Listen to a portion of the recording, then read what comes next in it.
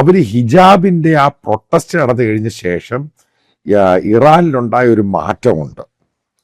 അതായത് പെഷഷ്കാൻ വന്ന ശേഷം ഇറാനിലുണ്ടായ മാറ്റമെന്ന് പറയുന്നത് അവിടെ പെണ്ണുങ്ങൾ പിന്നെ ഹിജാബ് മാൻഡേറ്ററി അല്ല. കാരണം നമ്മളത് പിന്നീട് അവിടെ നിന്ന് പല കാരണം ഫ്രാൻസ് 24 മറ്റുള്ള ഇൻ്റർനാഷണൽ ചാനലും കാണിക്കാൻ തുടങ്ങി. അവിടെ ഹിജാബ് ഇല്ലാതെയും ഇഷ്ടം പോലെ പെൺകുട്ടികൾ പോകുന്നുണ്ട്. അതേപോലെ തന്നെ അവിടെ മത പോലീസ് എന്ന് പറഞ്ഞ സാധനം ഈ വാറോടുകൂടി ഇല്ലാതാക്കി.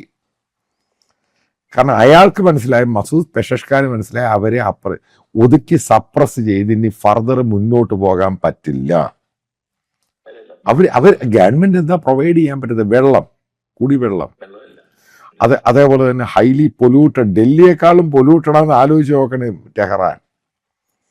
അതേപോലെ തന്നെ അവർക്ക് ഈ പറയുന്ന ഓയില് ലോകത്ത് എവിടെയും ആകെ മേടിക്കുന്ന ചൈന അവരുമായിട്ടൊരു അഡ്ജസ്റ്റ്മെന്റിന്റെ ഭാഗമായിട്ട്, അതായത് ഗ്ലോബൽ സാങ്ഷന്റെ പേരിൽ ഡീസാലിനേഷൻ, അതായത് ഈ കടൽ വെള്ളം കുടിവെള്ളമാക്കുന്ന ആ പരിപാടികൾ പോലും അത് റിപ്പയർ ചെയ്യാനും പ്ലാന്റുകൾ റിപ്പയർ ചെയ്യാൻ ഇവരെ കൊണ്ട് പറ്റുന്നില്ല. അത് മനസ്സിലാക്കേണ്ട, ഒരു രാജ്യത്തെ ഐസൊലേഷൻ വന്നു കഴിഞ്ഞാൽ മാക്സിമം പിടിച്ചു നിന്നു കയറാൻ. ഇനി അവർക്ക് ഫർദർ പിടിച്ചു നിൽക്കാൻ പറ്റാത്തതിന്റെ കാരണം എന്ന് പറയുന്നത് വാറിലുണ്ടായ അടിയ. കാരണം യഥാർത്ഥ സത്യം ജനങ്ങൾക്കും എല്ലാവർക്കും അറിയാം. കാരണം ഇവരെ കൊണ്ടൊന്നും ചെയ്യാൻ പറ്റിയില്ല വാറിന്. അതുകൊണ്ടാണ് മസൂദ് പെഷഷ്കാൻ പറഞ്ഞ് നേരത്തെ ഉണ്ടായ ജൂണിലുണ്ടായ വാർ ആയിരിക്കില്ല ഉണ്ടാവുന്നത്. അവർക്കറിയാം ഇനി അവരെ കൊണ്ടൊരു വാർ ചെയ്യാനുള്ള കേപ്പബിലിറ്റി അവരുടെ കയ്യിലില്ല. പിന്നെ അവർ പല രീതിയിലുള്ള ഈ വെപ്പൺസ്, അതായത് മിസൈൽ, ഹൈപ്പർസോണിക് മിസൈൽസ് ഒക്കെ ഡെവലപ്പ് ചെയ്യുന്നു എന്ന് പറഞ്ഞാലും ഇത് വീണ്ടും ഇസ്രായേൽ പോയി ഇവനെ അടിക്കാൻ വേണ്ടി ഉണ്ടാക്കി വിടുന്ന ഒരു വെസ്റ്റേൺ സംഭവം ഉണ്ട് ഇതിൻ്റെ അകത്ത്. ഇതൊന്നും പെട്ടെന്ന് ഈസി ഒന്നും അല്ല ഇത്.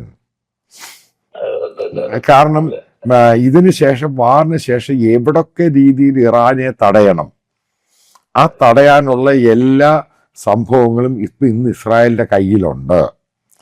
അതിനകത്ത് ഞാൻ അറിഞ്ഞിടത്തോളം ഒരു ഇറാനിയനുണ്ട് ഡൽഹിയിൽ, അയാളിപ്പം ദുബായിലാണ്. അതിൻ്റെ ഒരു സുഹൃത്ത്, പുള്ളി ഒരു ജേർണലിസ്റ്റാണ്. പുള്ളി പറഞ്ഞു ഇറാനിൽ എല്ലാവർക്കും പേടി അവരുടെ തൊട്ടടുത്ത് താമസിക്കുന്നത് ഇസ്രായേലി ജൂ ആണ്.